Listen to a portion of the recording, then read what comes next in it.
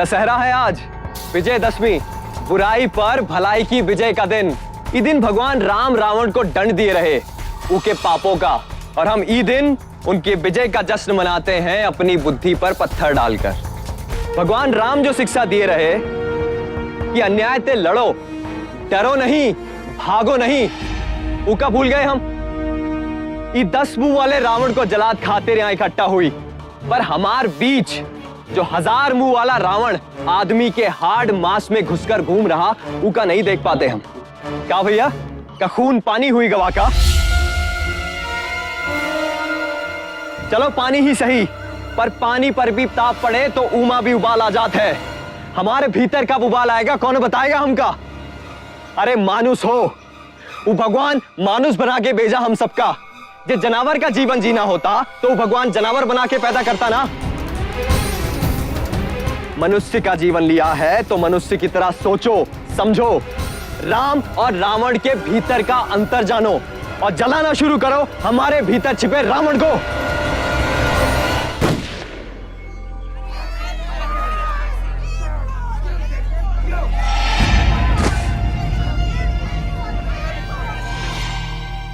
कौन था ये शख्स? समाज में फैले किस रावण की बात कर रहा था? ये क्यों चाहता था कि जनता का खून खौले? उसे भरी रैली में क्यों मार डाला गया और किसने मार डाला? ऐसे बहुत से सवाल होंगे आपके जहन में, और इन सवालों का जवाब पुलिस ने कुछ यूं दिया।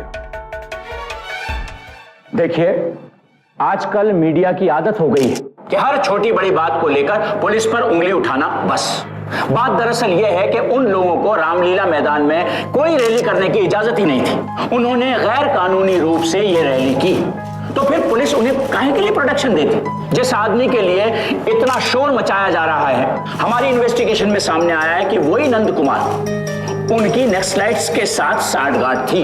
वो लोगों में गलत मैसेज देना चाहता था। वो दरअसल दंगा करवाना चाहता था। किसी राइवल ग्रुप ने उसे अपने रास्ते से हटाने के लिए ये सब किया।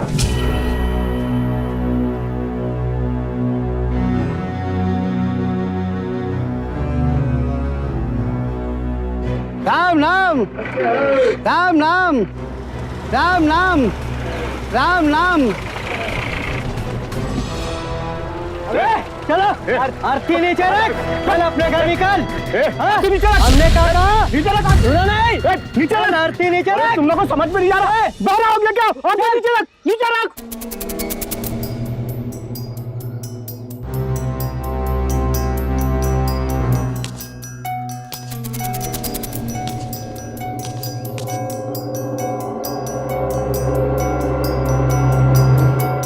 ये क्या कर रहे हो? ये क्या अनर्थ कर रहे हो तुम लोग? एक राजद्रोही की अर्थी को कंधा दोगे तो पाप लगेगा तुम लोगों को। ये नंदू बहुत बड़ा था, तुम लोगों का उल्लू बनाकर अपना उल्लू सीधा कर रहा था ये। और ये राजद्रोही की अर्थी को अगर कौनो भी कंधा देगा ना, वो भी राजद्रोही कहलाएगा। देशद्रोही है ये।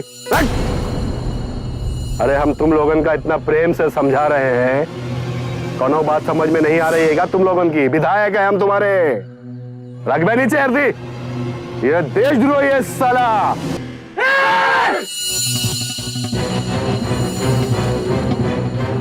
हमारा नंदू देशद्रोही नहीं था, नहीं था वो देशद्रोही, समझे तुम? वो अपने बाप की तरह सच्चा देशभक्त था। देशद्रोही,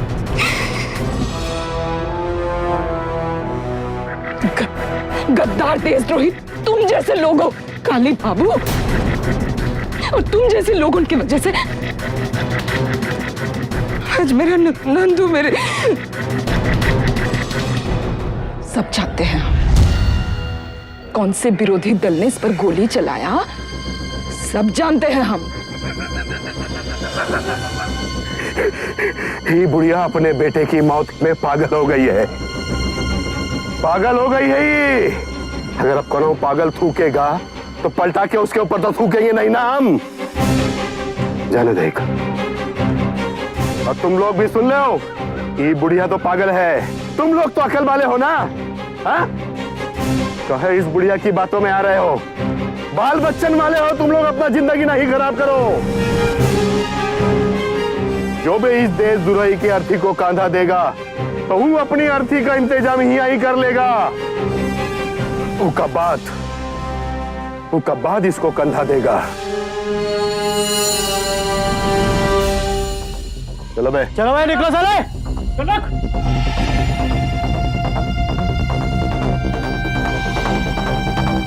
पुलिस और काली बाबू नंद कुमार पर इल्जाम क्यों लगा रहे थे?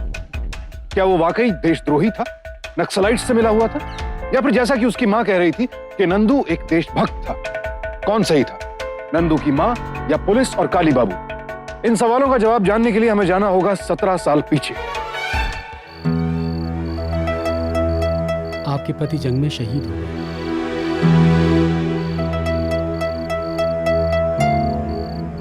अम्मा, बाबा सचमुच मर गए? अच्छा बैठ।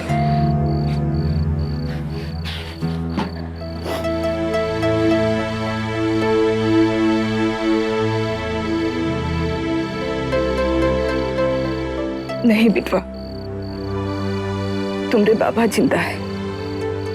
इस वर्दी में जो इस देश का रक्षा कवच है, इस वर्दी में लिपटे फौजी जब सीमा पे खड़े रहते हैं ना, तभी सब चैन से सो सकते हैं।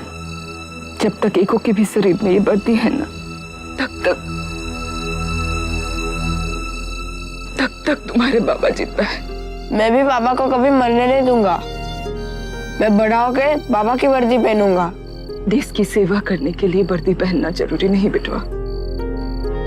बिना वर्दी के भी तुम देश की सेवा कर सकते हो, खूब कर सकते हो। अपने बाबा के कदमों के पीछे चलो ना चलो, पर उनकी सोच पर जरूर चलना।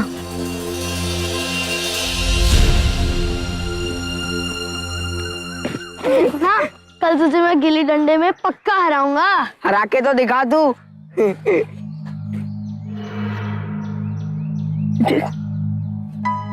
10 का नोट बे। अरे वाह, चल इसकी कुल्फी खाते हैं। नहीं नहीं, हम अम्मा को देंगे। अम्मा बहुत खुश होगी। चल जल्दी चल। चल। अम्मा, ये देखो 10 का नोट मिला हमें। शंभू कह रहा था कि इका खर्च कर देते, पर हमने नहीं माना और ले आए तुम्हारे पास। इकी हम तुम्हें कुल्फी खिलाएंगे। इधर आ, बैठ मेरे पास आ।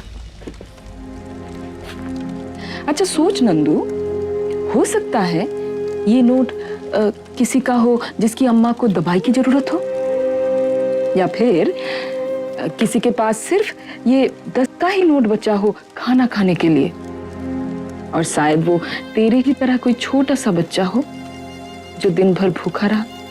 ये तो बहुत बुरा हुआ अम्मा, पर अब कैसे पता लगाए कि नोट है किसका? ये नोट ऊका दे देते हैं जिसको एक ही जरूरत हमसे भी ज्यादा हो।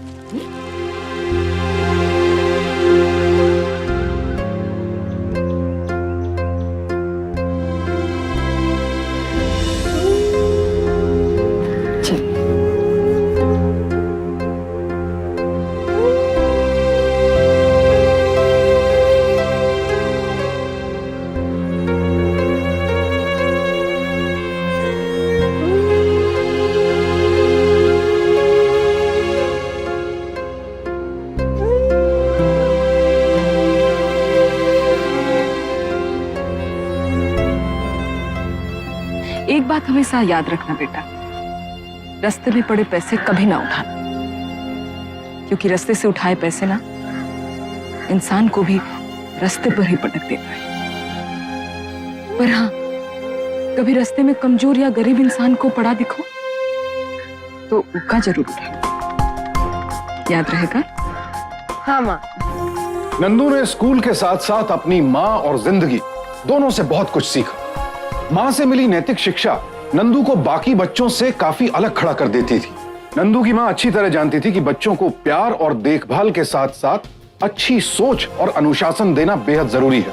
इसी शिक्षा के आंचल में पला बढ़ा नंदू 10 साल बाद उच्च शिक्षा के लिए दिल्ली की एक नामी यूनिवर्सिटी में आ गया। तो रीमा नाम है आपका। रीमा जी, एक काम कीजिए, जो लड़का देख रही हैं आप, जाइए और उसे जाकर किस करिए। अरे भाई देख क्या रही हैं, जाइए और जाकर किस करिए, समझी, वरना नो एंट्री।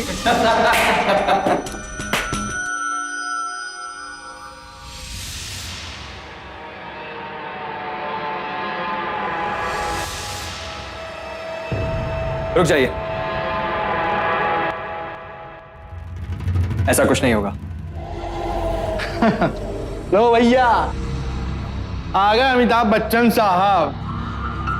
नाम क्या है बे तेरा? नंद कुमार। तो बेटा नंदू, ये बहन लगती है तेरी? क्यों, किसी की बेइज्जती होने से रोकने के लिए उसका बहन होना जरूरी है क्या? ये कॉलेज की परंपरा है और जूनियर से जान पहचान करने के लिए रैगिंग जरूरी होती है। देखिए, जान पहचान से कोई एतराज नहीं है, लेकिन उसके लिए अपनी पहचान गंवाने से एतराज है। सीनियर से जबान लड़ाता है तू? बे तेरी तो सीनियर से जबान लड़ाता है। देखिए, सीनियर्स को इज्जत देने से मना नहीं करता, लेकिन उसके लिए जूनियर्स को अपनी इज्जत गिरानी पड़े वो मंजूर नहीं है। और अगर आप लोगों का यही तरीका है इज्जत करने का और कराने का, तो मैं अपना एडमिशन ही वापस लेता हूं।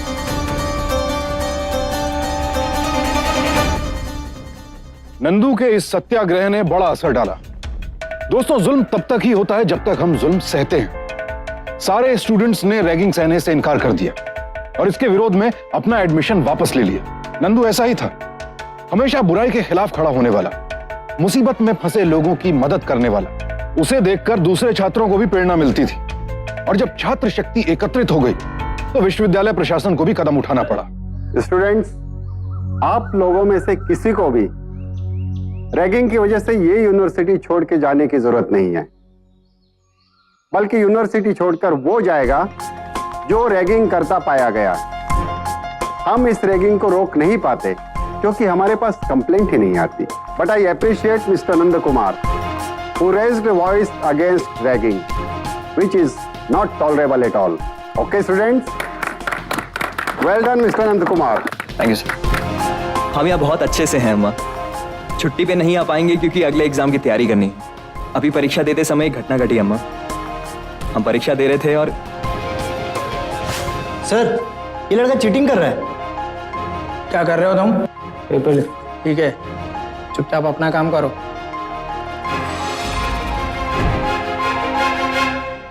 सर ये फिर से चीटिंग कर रहा है। देखो, तुम ध्यान लगाकर अपना एग्जाम दो और अगर तुम्हें किसी हेल्प की जरूरत हो तो मुझसे कहो ना, साफ साफ कहो। नहीं सर, मुझे कोई हेल्प की जरूरत नहीं है, but this is wrong sir. Right wrong देखने के लिए मैं हूं ना। बैठो तुम।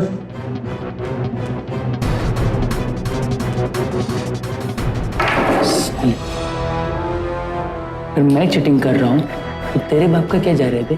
चुपचाप अपना पेपर लिख और यहां से कल्टी मार, वरना 4 पाई पे जाएगा आज। सर, अगर ऐसी चीटिंग आप होने दे रहे हैं तो हमारी मेहनत का क्या फायदा सर? इससे अच्छा हम एग्जाम ही नहीं देता। कम से कम मेहनत करके एग्जाम देने का दुख तो नहीं होगा। और अगर आप चीटिंग होने दे रहे हैं सर, तो आपके भी यहां होने का कोई फायदा नहीं।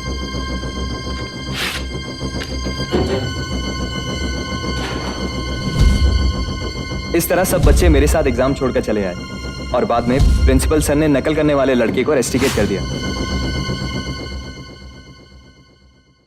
नंदू ने जो नीतियां अपनाई वो हर जगह चर्चा का विषय बन गई।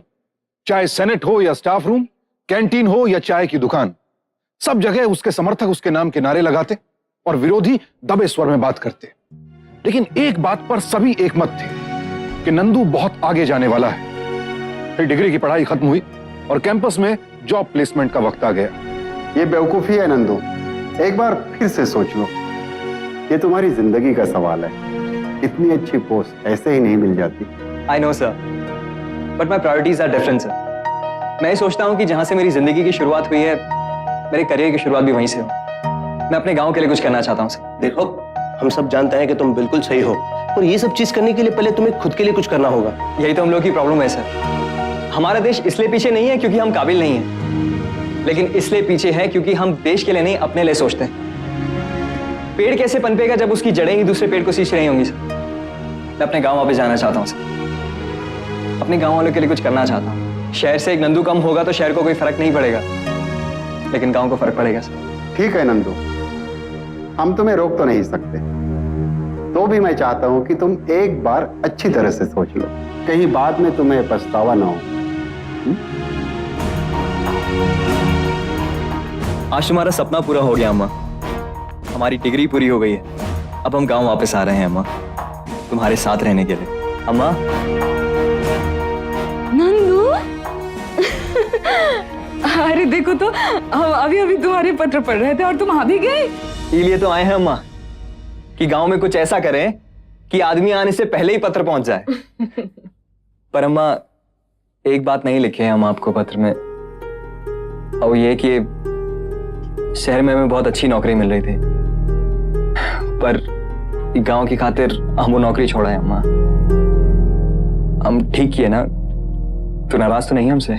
वो नौकरी अगर तुम कर लेते तो हम तुम पे गुस्सा हो जाते। बहुत अच्छा किया जो यहाँ चले आए नंदू, हमारे गांव को तुम्हारी जरूरत है, हम बहुत खुश हैं।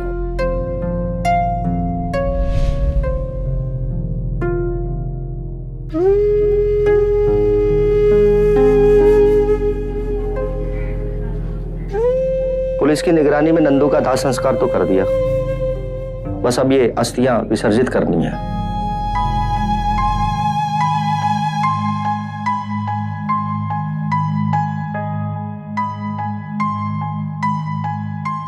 नहीं, फूल बहाए जाते हैं ताकि आत्मा को शांति मिले, पर जब तक हमारे नंदू का माथा का कलंक मिट नहीं जाता, उनके हत्यारे पकड़े नहीं जाते, हम ये अस्थियां नहीं बहाएंगे। दुर्गा का बेटा यूनिवर्सिटी का हीरो 4 साल पहले गांव को संभालने वापस लौटा। अगर नंदकुमार चाहता तो किसी मल्टीनेशनल कंपनी में नौकरी कर सकता था, गाड़ी बंगला खरीद सकता था, एसी ऑफिस, 5 स्टार में डिनर, दुनिया के सारे ऐशो आराम में अपना जीवन बिता सकता था।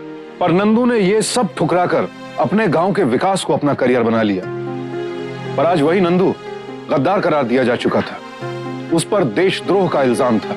दुर्गा एक शहीद सिपाही की विधवा थी, एक निडर बेटे की मां। यह शहीदों का परिवार था, इन्हें अपना सर कटाने से, खून बहाने से डर नहीं लगता था। पीड़ा होती थी तो बस कलंक का दाग लगा रहने से।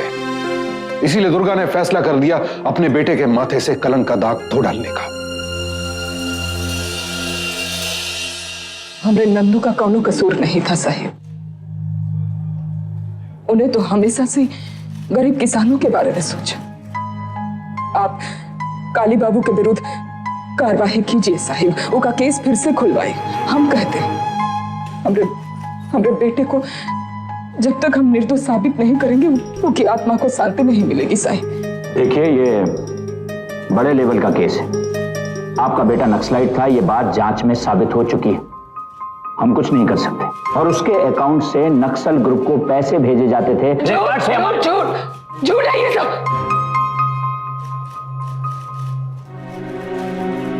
फंसा गया है हमारे बेटे को। आप खुद वर्दी वाले हो साहिब, आप इतना तो जानते हो ना कि किसी शहीद का बेटा कभी गद्दार नहीं हो सकता। वर्दी रोक रही है हमें, ये कार्रवाई बहुत ऊपर से की जा रही है, और हम अपने ऑफिसर्स के खिलाफ तो नहीं जा सकते ना। अब कुछ नहीं हो सकता, आप मेरी बात मानिए और घर जाइए। आप चिंता मत करिए, वैसे तो आपका ये केस बंद हो ही चुका है, लेकिन फिर भी मैं अपने विशेष अधिकार का इस्तेमाल करके आपके इस केस को दोबारा से जांच के लिए भेजूंगा। एक सेकंड। हेलो, जी हाँ, मैं ध्यान रखूंगा सर। हाँ जी, वो जी क्या बात है साहिब, बड़े साहब का फोन था या फिर काली बाबू का? देखिए, आप मेरी बात को समझने की कोशिश कीजिए। आप पुलिस हेडक्वार्टर गई थी, क्या हुआ? और फिर लड़के, आपका बेटा तो वापस आ नहीं जाएगा। आप समझ रही ना मैं क्या कह रहा हूं? हम सब समझते, सब समझते, आप भी दबाव में आ गए हैं। और अब हम चुप नहीं बैठेंगे। जब तक उस काली बाबू को सजा ना दिलवा दे, हमें चैन नहीं मिलेगी। देखिए दुर्गा देवी, काली बाबू सत्ताधारी पार्टी के नेता है, उनके हाथ साफ नहीं है, ये तो हम सभी जानते हैं। लेकिन फिर भी हम इस मामले में आपकी मदद नहीं कर सकते, क्योंकि अगर आपका बेटा राष्ट्र विरोधी तत्वों से जुड़ा हुआ है तो हम उसके लिए खड़े होकर अपनी पार्टी को बदनाम नहीं कर सकते। आप हमें माफ कर दीजिए। काली बाबू की ताकत को चुनौती देना आसान नहीं था। इलाके के बाहुबली होने के साथ साथ वो सत्ताधारी पार्टी के नेता भी थे, लेकिन दुर्गा की आंखों में उनकी ताकत का खौफ नहीं, बल्कि अपने बेटे को इंसाफ दिलाने की आग थी। और इंसाफ के लिए दुर्गा हर उस चौखट पर गई जहां उसे जरा सी भी आस नजर आई, लेकिन काली बाबू की दबंगई की वजह से उसे हर जगह से निराश लौटना पड़ा। अब दुर्गा के पास कुछ था तो बस नंदू के खत, जो वो अपनी मां को लिखा करता था। एक वक्त था जब दुर्गा अपने खतों के जरिए नंदू में उत्साह भरती थी। आज नंदू के खत उसे प्रेरणा दे रहे थे। अम्मा, हम जब भी यहाँ अकेला महसूस करते हैं तुम्हारे लेटर पढ़ते हैं, और हमें एहसास होता है कि जब कुछ ना सूझ रहा हो तो अपने पास रखी आखिरी चीज ही अगली चुनौती का आधार साबित होती है।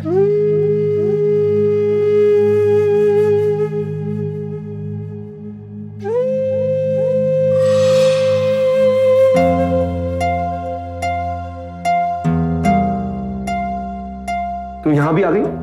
तुम समझने की कोशिश क्यों नहीं करती? मैंने कहा ना, ये मामला मेरे हाथ में नहीं है, मैं तुम्हारी कोई मदद नहीं कर सकता। जाओ यहां से। नहीं साहेब, आज हम हमसे मदद मांगने नहीं आए, आज हम आपको कुछ देने आए हैं। ई जो अब हमरे कोनो काम का नहीं। क्या है ये हमरे निर्दोष बेटे की चिता की राख। आप इसे अपने घर के बर्तन साफ करवा लीजिएगा, और शायद उसकी शुद्धि से आपकी अंतरात्मा भी जाग जाए। पापा, ये है कौन और किसके बारे में बात कर रही हैं? ये नंद कुमार द्विवेदी की मां है, एक नक्सलाइट की मां। नंद कुमार द्विवेदी। सीमा जी, एक काम कीजिए, जो लड़का देख रही हैं आप, और उससे जाकर किस करिए। No entry. रुक जाइए, ऐसा कुछ नहीं होगा। और अगर आप लोगों का यही तरीका है इज्जत करने का और कराने का, तो मैं अपना एडमिशन ही वापस लेता हूं। क्या वो दिल्ली में पढ़ता था? हाँ, तुम जानती हो उसे? बहुत अच्छे से। पापा, मैं नंदकान को बहुत अच्छे से जानती हूँ। He was a gem of person. वो नक्सलाइट हो ही नहीं सकता। पापा, आपको याद है मैंने बताया था यूनिवर्सिटी में एक लड़के ने रैगिंग से मुझे बचाया था, मेरी बहुत हेल्प करी थी। पापा, it was Nand Kumar. He can't be a traitor. तुम समझने की कोशिश क्यों नहीं करती? ये सब ऊपर से जांच हुई है। पापा, shame on you. जिस लड़के ने आपकी बेटी की इतनी मदद करी, उसे हर मुसीबत से बचाया, आज उसके मरने के बाद आप उसे इंसाफ तक नहीं दिला सकते हैं। और इस बात की क्या गारंटी है पापा कि ऊपर से हुई जांच हमेशा सही होती है? रीमा, तुम? पापा please, if you can do it then I will.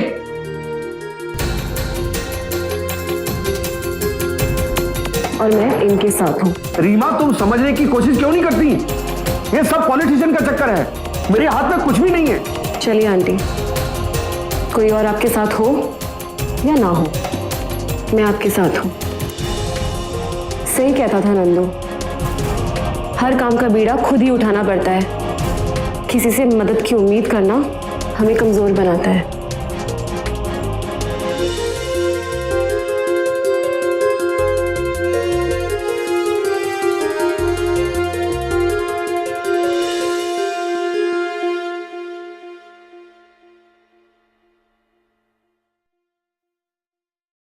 Aunty ji, college के बाद तो मेरा और नंदी का कोई कांटेक्ट नहीं रह पाया था, पर क्या आप मुझे बता सकती हैं ये सब हुआ कैसे?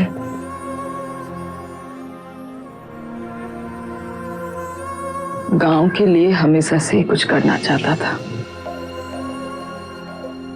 अच्छी नौकरी मिल रही थी, छोड़ के आ गया और आते ही काम में जुट गया। अब क्या बताएं नंदू बेटवा, खेती बाड़ी ठप पड़ी है। आधा गांव जाते शहर में मजदूरी करबे। इतना सारा खेत खलियान पड़ा है, मजदूरी काहे करनी पड़त? अब भैया आप ठहरे शहर के वासी, अभी खेत खलियान का क्या करें जिसमें देने के लिए पानी ना हो। पर ये गांव में तो नहर बहती है ना काका। अरे नहर बस नाम की है, पानी तो कहीं और जा रहा है। तो आप लोग सरकार से सुनवाई क्यों नहीं करते? अरे सब कोशिश कर चुके हम, पर कोनो सुनवाई ही ना होती है। प्रशासन ससुरा बहरा हो चुका है, बहरा। अरे चिंता ना करो काका, भगत सिंह जी कह रहे कि बहरों को सुनाने के लिए धमाका करना पड़त, और ये धमाका हम जरूर करेंगे।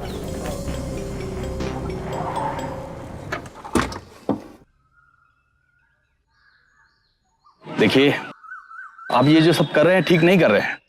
हम नहर विभाग के अधिकारी जरूर हैं, लेकिन पानी देना नहीं देना ये हमारे हाथ में नहीं है। चलिए छोड़िए, हमारा रास्ता हमें जाने दीजिए।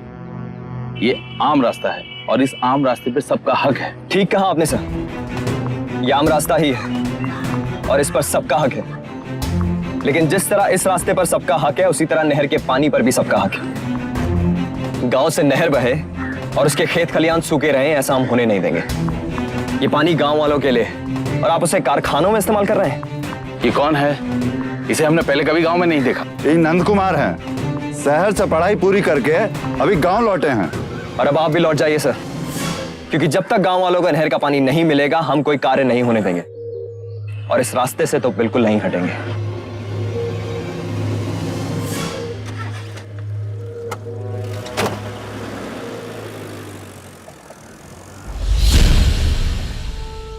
ये सब क्या हो रहा है काली जी? इस तरह तो अगली बार आपको टिकट मिलने से रहा, और अगर आपको टिकट दे भी दे तब भी 4 वोट नहीं मिलेंगे आपको अपने गांव से। 4 वोट बस जाकर दिल्ली घूमते रहिए आप। वहां आपके अपने क्षेत्र में, आपके इलाके से एक पिद्दी से छोकरे ने ये सब कर दिया। अरे जाइए, कुछ कीजिए, जाकर मोटिवेट कीजिए लोगों को, ये संभालिए सब कुछ, इससे पहले की बात बिगड़ जाए।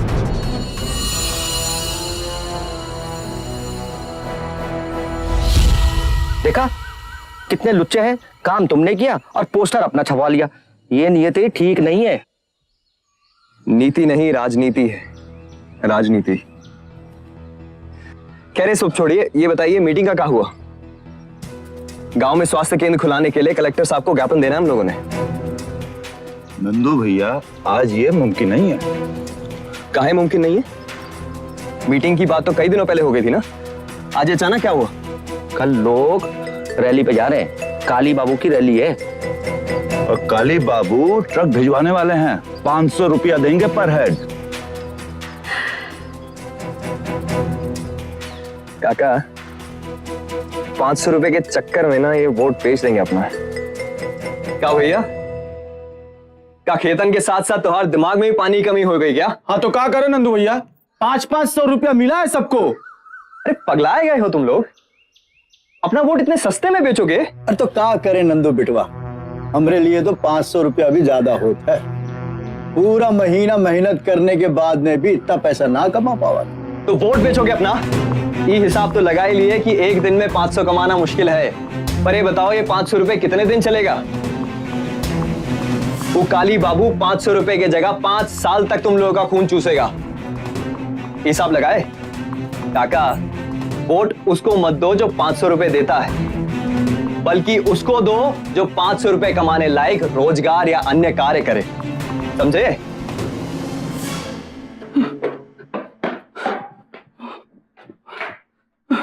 भैया जी, काहे बे? काहे इतना हाफ रहा है? अब क्या बताएं, वो नया लौंडा आया ना शहर से, नंदू, उस ससुरा गांव वाले को भड़काते हैं, कहते हैं कि जो पैसा से वोट खरीदे ओके वोट ना दे। ये बात है, ये वही लौंडा है ना नहर वाला? जी भैया जी, वो नंदू। ये लौंडा हमका अपोजिशन से ज्यादा खतरनाक नजर आ रहा है। ए भाई जो। हाँ भैया जी। ला तो उसको, जरा हम भी तो देखे कि उन लौंडे के तिल में कितना तिलबा है। जा जा। हाँ चाचा, ये यहाँ ऐसा करके अंगूठा यहाँ लगाओ। ठहरिए, ये क्या कर रहे हैं काका? जमीन बेच रहे हैं अपनी? अरे भैया, ये जमीन हम लीज पे ले रहे हैं, खरीद नहीं रहे हैं। काका लीज नहीं है ये, जोक बनकर पूरी जमीन हड़पने का जाल है। अरे नंदू बेटा, तुम्हें तो हर बात में खोट दिखता है। हमें एक मुश्त पैसा मिल रहा है और फिर हर साल में अलग से पैसा मिलेगा। और तुम्हें तो मालूम ही है कि अब खेती बाड़ी में कोई दम नहीं रह गया है। ठीक है काका, जमीन तो आपको मिल जाएगी, पर लोहा भी पड़ा रहे तो उसमें भी जंग लग जात है। ये काली बाबू यहाँ पे केमिकल फैक्ट्री खोलेगा, जहर मिलेगा इस जमीन पे।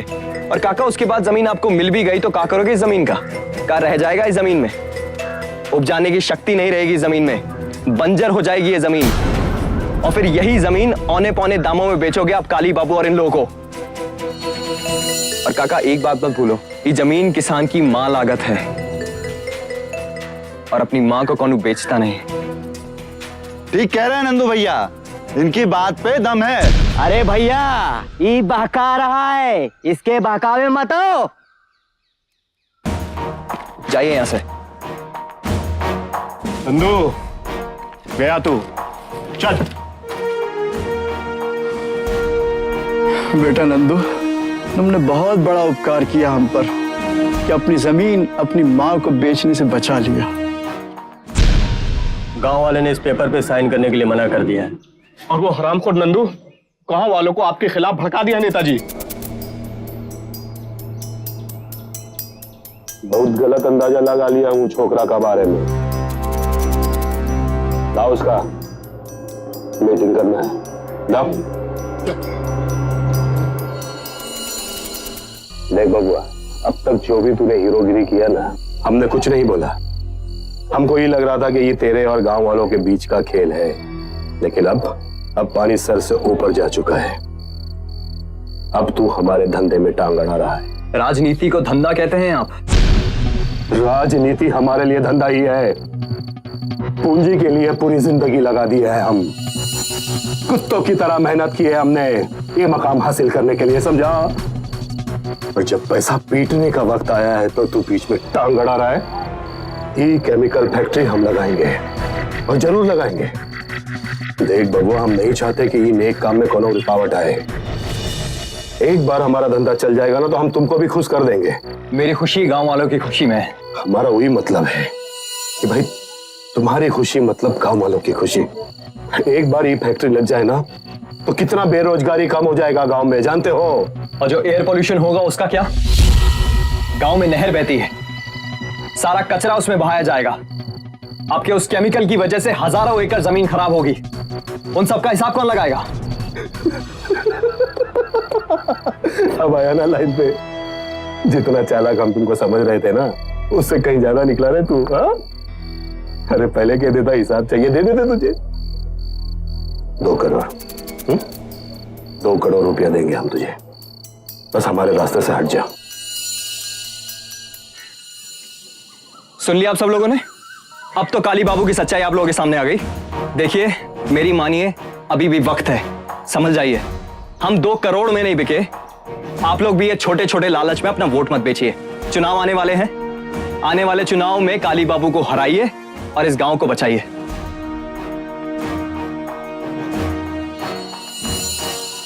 भैया जी, आप चुपचाप बैठे। उस ससुरा आपको चुनाव में हराने की सोच रहा है और आप हाथ पे हाथ धरे बैठे हैं। पानी सिर से ऊपर बीते टाइम हो गया भैया जी, कहीं डूब ना जाए। सही कह रहा है तू। मेंढकी को जुकाम हो गया है। उस साला चींटी हम जैसे हाथी का सूट में घुसने का कोशिश कर रहा है। अब कुछ करना पड़ेगा। दशहरा कब है?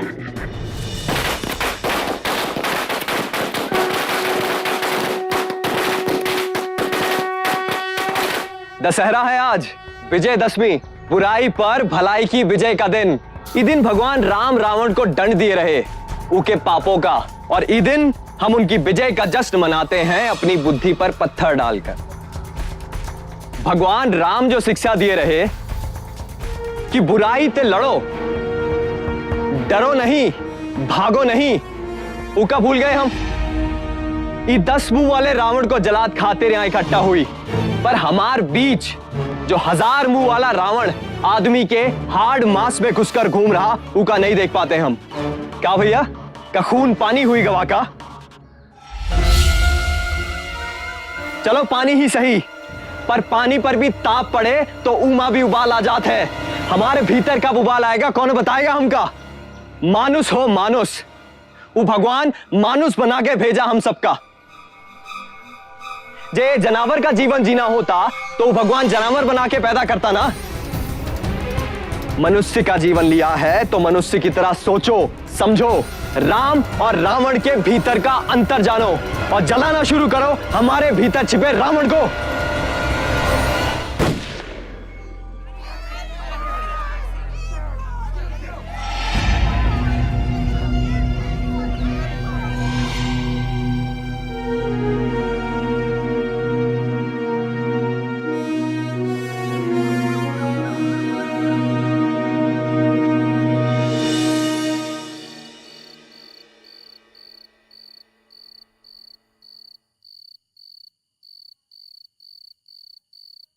थैंक्स रीमा, तुमने हमें इन्फॉर्म किया।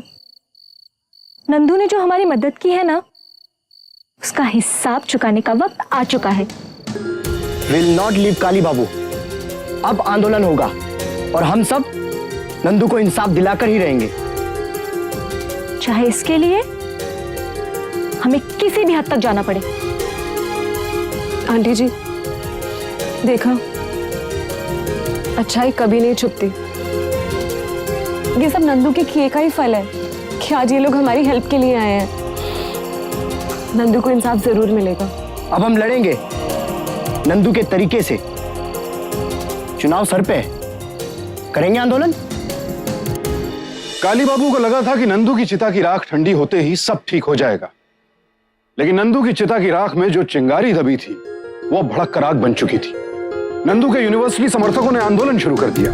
नंदू को इंसाफ दो, इंसाफ दो। नंद कुमार अमर रहे, अमर रहे, अमर रहे। नंदू को इंसाफ दो, इंसाफ दो। नंद कुमार अमर रहे, अमर रहे, अमर रहे। नंदू को इंसाफ दो, इंसाफ दो। नंद कुमार अमर रहे, अमर रहे, अमर रहे।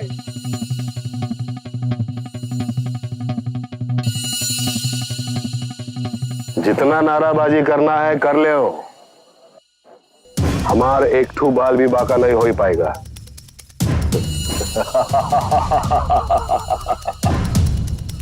जब तक हमारे बेटे को इंसाफ नहीं मिलता, वो असली गद्दार पकड़े नहीं जाते, हम अन्न का एक दाना या पानी का एक बूंद अपने मुंह में नहीं डालेंगे। नंदू को इंसाफ दो, इंसाफ दो। नंद कुमार अमर रहे, अमर रहे, अमर रहे। नंदू को इंसाफ दो, इंसाफ दो।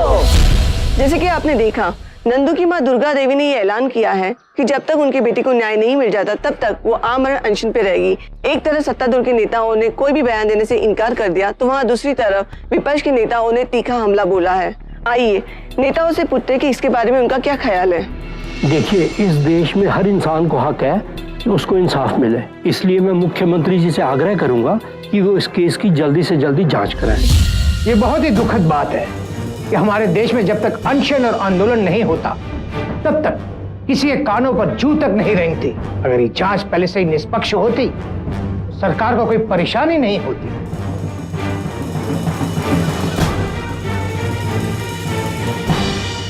मुझे लगता है कि हमें बाकी कॉलेजेस को भी अपने साथ आंदोलन में शामिल करना पड़ेगा, तभी इस प्रशासन की नींव हिलेगी। हाँ, नंदू की माँ को 2 दिन हो गया है फास्ट पर। मैंने उनको कितनी बार कहा कि आप अनशन तोड़ दें, लेकिन वो मानने को तैयार नहीं है।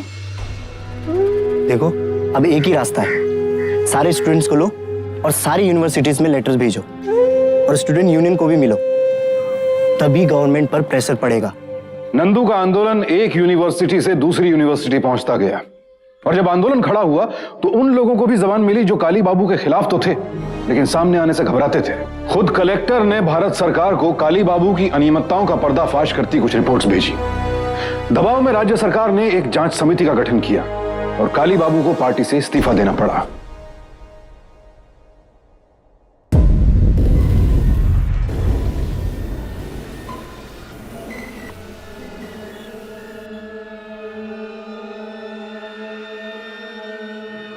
काली बाबू, चुनाव सर पर है और आपकी तथाकथित नीतियों की वजह से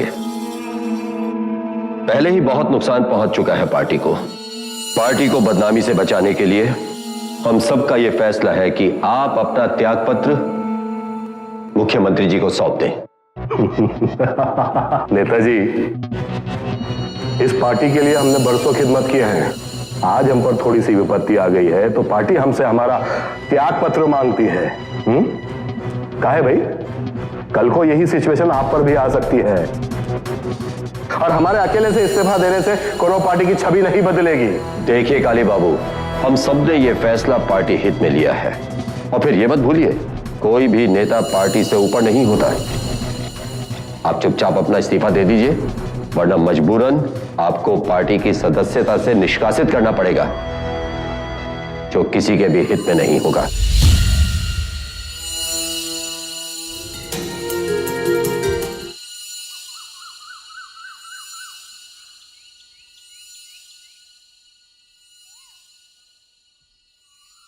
हलवा उठे रहिए। बे, जानता नहीं हम कौन है? पार्टी के सचिव है हम। चल। थे, अब नहीं है। आपके खिलाफ सारे सबूत मिल चुके हैं, आपको गिरफ्तार किया जाता है। चलो। चल।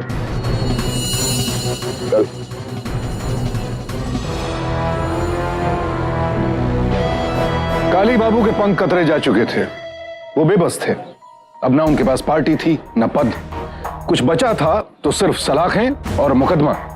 जांच में सामने आया कि नंदू का कत्ल उन्हीं के इशारे पर किया गया था और क्षेत्र में कई अनियमितताएं उन्हीं की बदौलत थी। नंदू के माथे से देशद्रोह का दाग धुल गया, उसे शहीद घोषित किया गया और उसके सम्मान में एक बड़ी मूर्ति बनाकर उसकी मां दुर्गा को उसके अनावरण के लिए बुलाया गया। जैसा कि आप सभी लोग जानते हैं, पिछले कुछ महीनों में दुर्गा देवी जी कितने गहरे मानसिक तनाव से गुजरी हैं, लेकिन उन्होंने यह साबित कर दिया कि जिस युग में काली बाबू या रावण जैसे राक्षस पैदा होंगे, वहीं राम रूपी नंद कुमार भी जन्म लेंगे। मुझे बड़े खेद के साथ यह कहना पड़ रहा है कि कुछ गैर असामाजिक तत्वों की वजह से नंद कुमार का जीवन काल कुछ कम रह गया। वो शहीद हो गए, लेकिन उनके सम्मान में मैं ये प्रतिमा जनता को समर्पित कर रहा हूं और उसके अनावरण हेतु मैं नंद कुमार की मां दुर्गा देवी जी को मंच पर बुलाने की इजाजत चाहूंगा। हम नहीं चाहते कि नंदू की मूर्ति स्थापित हो। वो कहा है ना, हम इंसान की मूर्ति बना के उसे महापुरुष बना देते हैं, उसको देवता का दर्जा दे देते हैं, उसके दिखाए हुए राह पर चलने की कोशिश करना भूल जाते हैं। हमें नहीं चाहिए नंदू की मूर्ति। ये जो इतना सारा पैसा आप लोग ये मूर्ति के लिए खर्चा कर रहे हो, वो किसी स्कूल में दे दो, कुछ लोगों का भला हो जाए और शायद उस स्कूल से हमें एक नया नंदू मिल जाए।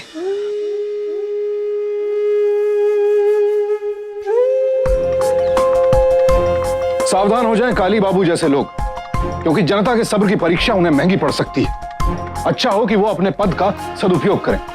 और सावधान हो जाए इंडिया, क्योंकि आपका चुनाव ही आपका भविष्य तय करता है। हर औरत अगर दुर्गा की तरह मजबूत हो जाए तो समाज के इन दुश्मनों पर रोक लग सकती है।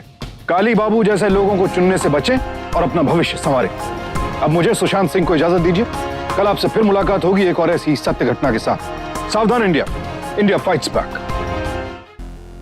तो सावधान।